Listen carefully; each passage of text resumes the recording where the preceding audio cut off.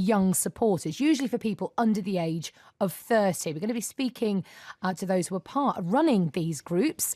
So good morning to Andrea Campos, a member of Young Labour. Good morning. Good morning. Also Alexandra Patterson, the national chairman of the group Conservatives Future. Hello. Hello there, good morning. Hello, morning. Tom Pashby is the campaigns officer for Young Greens. Hello. Hello, good morning. And Joe Jenkins is the chair of Young Independents, the youth section of UKIP. Hello to you. Hello. Right, where to begin? There's so much we could talk about, but let's talk about, I suppose, start off by talking about young people and voting. Do you believe, looking at the stats, looking at the fact that 6 out of 10 young voters turned out to vote in the last general election, do you think we're seeing a shift, a change to more young people engaging in politics? Andrea?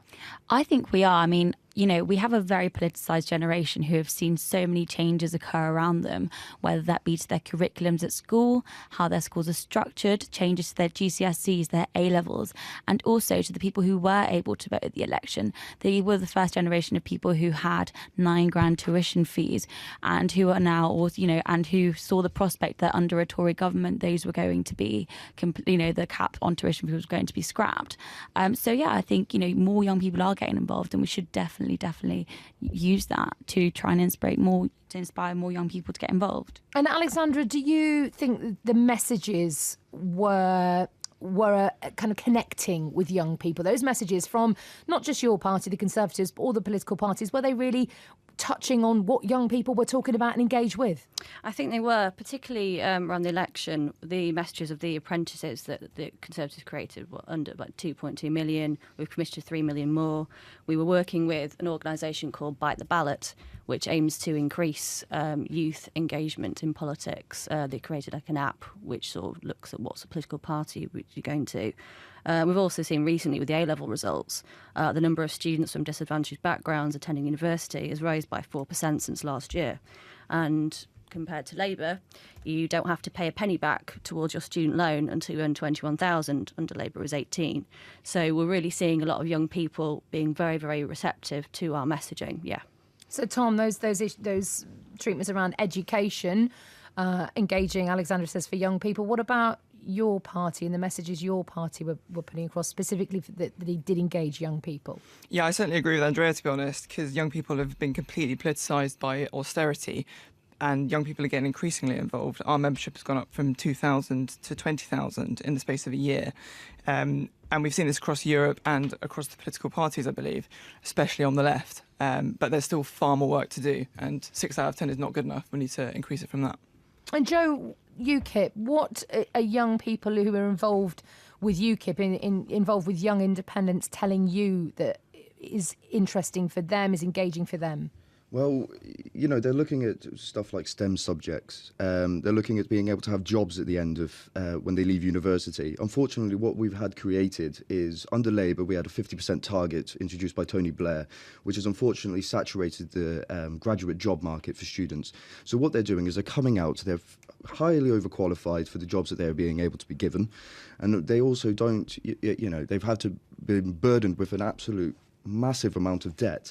Now, this is something that's not acceptable. We also have not got houses for these young people when they're coming out. So this fantasy land that they've been played off with is you go to university, get yourself a graduate job, get yourself you know, a nice house. Unfortunately, we do not have any of this, and we need to really readdress this and change this for young people. Is votes for 16-year-olds the way forward then, Joe?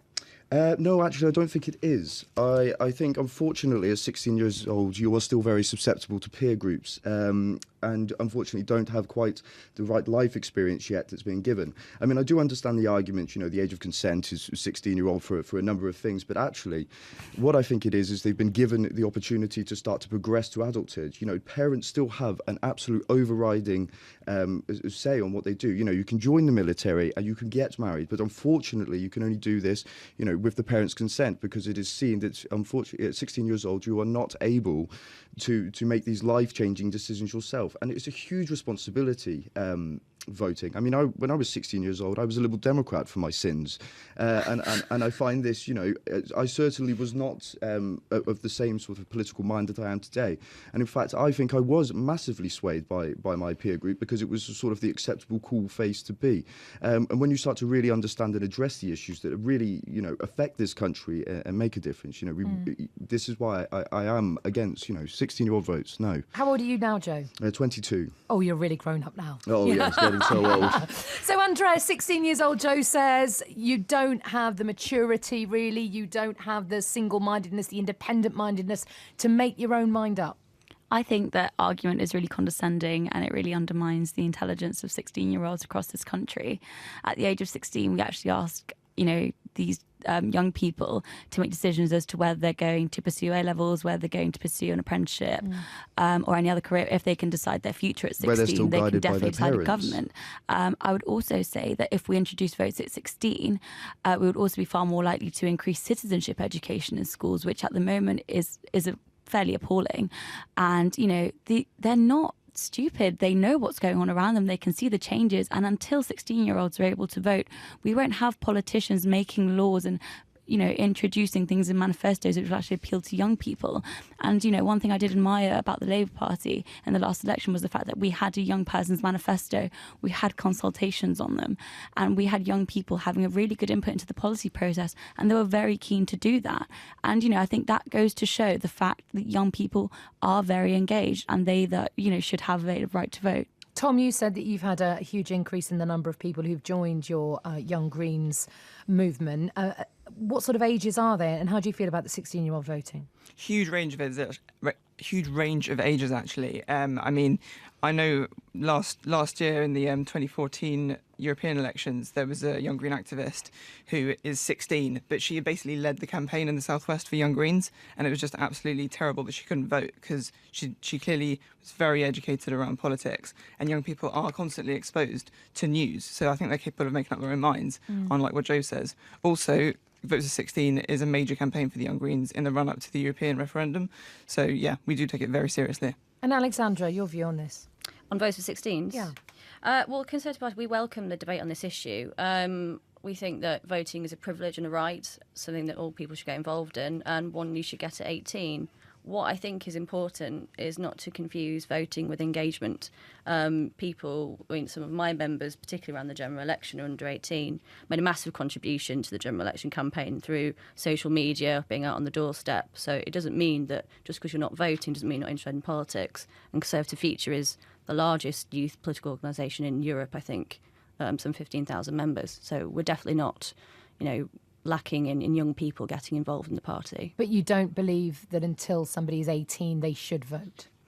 For me, I saw my 18th birthday as sort of a rite of passage, and I really enjoyed that being my time to vote. But again, this is a debate we welcome and I'm sure will be looked at in the future. OK, let's move on and talk about some of the issues that affect young people. Do you know what? There was on a slightly different tack, there was a really bit of interesting research that came out yesterday, and it's from the Girl Guiding Association, or forgive me, it might have been Monday, but it was talking about issues surrounding young girls and what they were really concerned about for their futures, girls between age of 13 and 20. And they first of all asked parents, what are you concerned about for your daughters at this age? And they were talking about drug use, alcohol use, sexual behaviour, teenage pregnancy. And actually, when they talked to the young women themselves, the young women said, actually, those things we're not really that fearful about. What we're really concerned about are mental health issues, particularly around self-harming.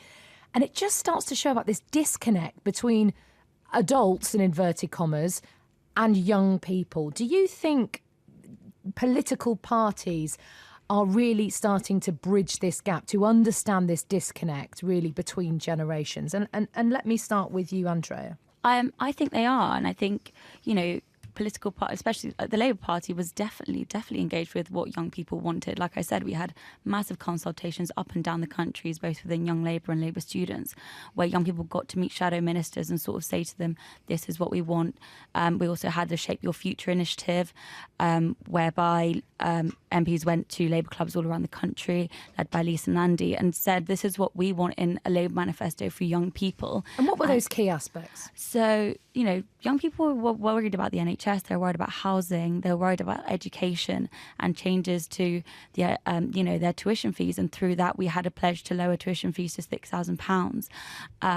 They were also worried about young people's access to mental health issues. And, the Labour Party had a commitment to increase funding to that. And young people are so engaged in the issues around them. And I think it's really important that parties have initiatives to ensure that they are in touch with what young people need. Housing, education and the NHS, Joe, is what Andrea says. She was finding out that research there. What about people who talk to you, UKIP? Well, I do have to agree, actually. They are three areas which are consistently brought up. I mean, housing is a massive one. We have got a huge shortage of housing at the moment for young people. And affordable housing. Oh, yeah, indeed. I mean, I'm currently trying to rent a place, and for goodness sake, it costs me a month's wages just to, pay the agent's fees. And where do you live? My deposits. Dorking, right, at the moment. And it's incredible. What we need to do is people don't like to talk about it, but unfortunately immigration does play a massive part in this. Because once you've got the influx of immigration, social housing is strained already at the moment, and we need to really start to cap this. But we also have stuff like STEM subjects. I mean, when we're talking about education... What's a STEM subject? Well, science, technology, engineering and mathematics. This is, Andrea's alluded to a 6,000 pledge. We've pledged to give them for free. Because what they are, they have been said even by James Dyson himself, one of Britain's, best known businessman, has said that these are lacking in these skills. Where are the next generation of engineers going to come from? Yes, that's it. You've got the quote exactly. What we need to do is we need to incentivize people to do these jobs so that we do not need to bring them in. Let's stimulate the young people to actually get out there and do something. There is also the issues of democracy as well. I think young people are really starting to engage in this idea of, where their vote is going, what sort of say they have, who is governing them. And I think this is another issue, that is being brought up, and I hope it will become massively relevant and brought to light. Issues around the voting system? Both, yes. The voting system, certainly. I think, you look at the 4 million votes that UKIP attained at the general election, and I think it's an abhorrent injustice to only return one MP. I mean, don't get me wrong, I would have one Douglas Carswell over 100 Labour MPs, but it is something substantial. But we've also got the European Union. We have to start to question where we're actually being governed from. Are young people really coming to you, Joe, and saying we're concerned about our membership of the European Union? Massively. They are. Yes. Well, I mean, I do lead a Eurosceptic youth wing, so maybe in some ways that clouds it, but it is certainly something that when we're on the doors and when we're talking to people, they really are massively concerned. Because if you do not understand where your power, where your laws and your responsibility and who you are actually truly answering to, you cannot hope to actually make a vote or even to live in a democratic country. And we need to address this now. Alexandra, let me just put this question to you. We've heard there about issues that have been brought to Joe, that have been brought to Andrea. What about young people who've been talking to you? What are they really concerned about? Is there anything new?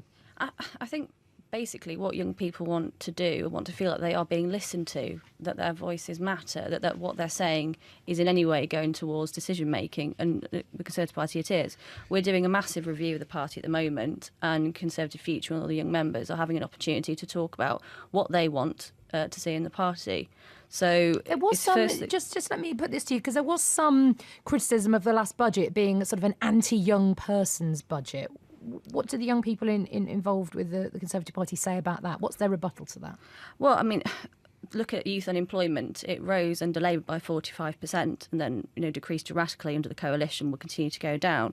We had 2.2 million apprenticeships. We're going to do more for that, and also looking at encouraging more students from disadvantaged backgrounds to go to university, which we are actually achieving rather than just promising and not delivering. So I wouldn't agree with that at all.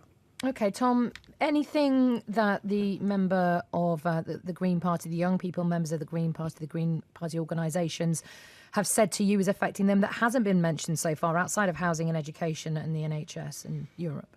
I'd certainly say they haven't been asking me about immigration, because that's a ridiculous thing to bring up in this subject.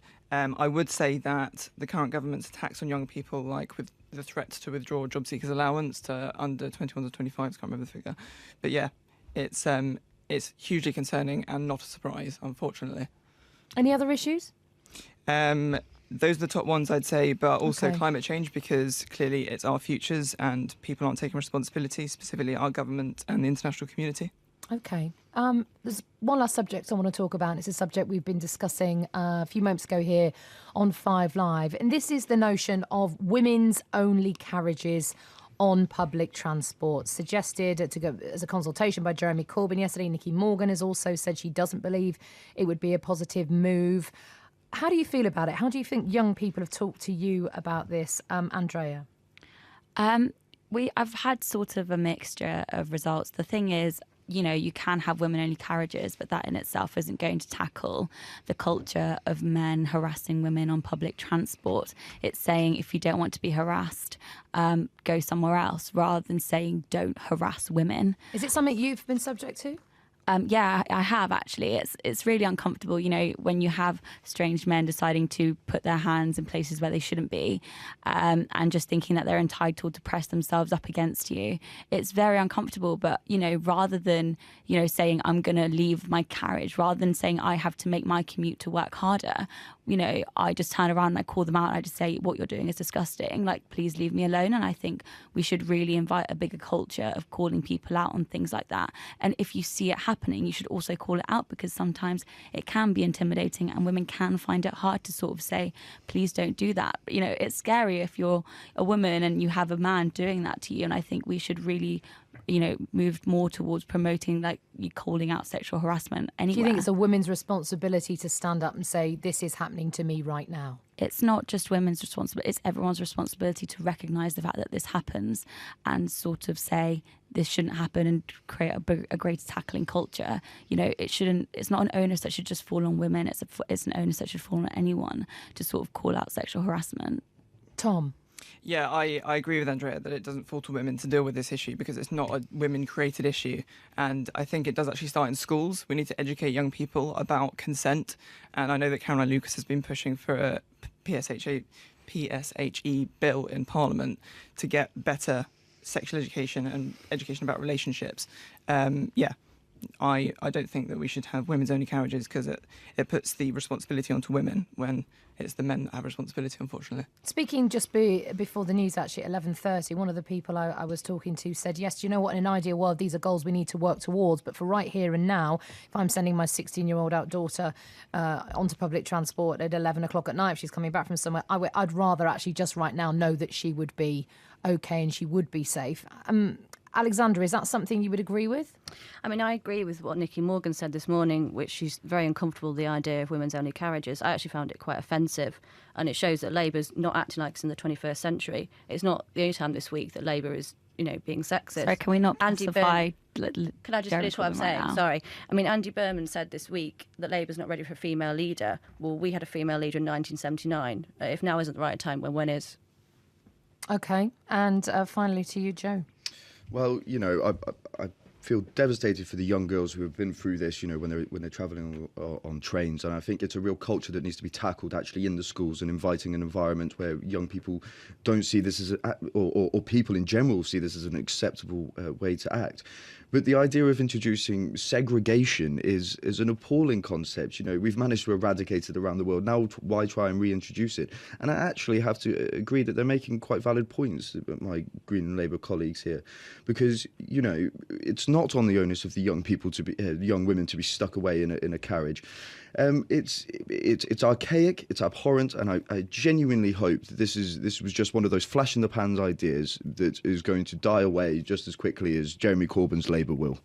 OK, well, let's look. We've got a minute and a bit left to go. So in 20 seconds each, please, let's talk about the Corbyn effect, I suppose. Let's talk about the Labour leadership. Andrea, who's the next leader of the Labour Party? Yvette Cooper, definitely. You know, she's providing a strong, credible alternative, which is something that Jeremy isn't doing. He's living in another world. And I think ideas like this kind of show that he's not really in touch with what the Labour Party needs right now. And I think Yvette is, you know, proposing a really good, credible future, and also a feminist future. And I think, you know, the Labour Party is ready for a woman who's got a great record on so many issues, and it's time to get her in power. Alexandra? I never like to try and predict election results, but whoever wins the leadership of the Labour, the outcome is going to be the same, which is more spending, more borrowing and more taxes. Tom? I think it's been really exciting, the leadership contest, and I just really hope that we can build a progressive left movement after the leadership contest. And finally, Joe? I'm going for Corbyn because I think he's the only one that gives a credible difference for the Labour Party. OK, thank you all very much indeed. I'm sure it's going to spark a lot of debate online at BBC 5 Live, of course, is where you can get in touch. Andrea Campos, member of Young Labour, Alexandra Patterson for the National Chairman of the group Conservative Future, Tom Pashby, Campaigns Officer for the Young Greens, and Joe Jenkins, Chair of Young Independence, the youth section of UKIP. Thank you very much.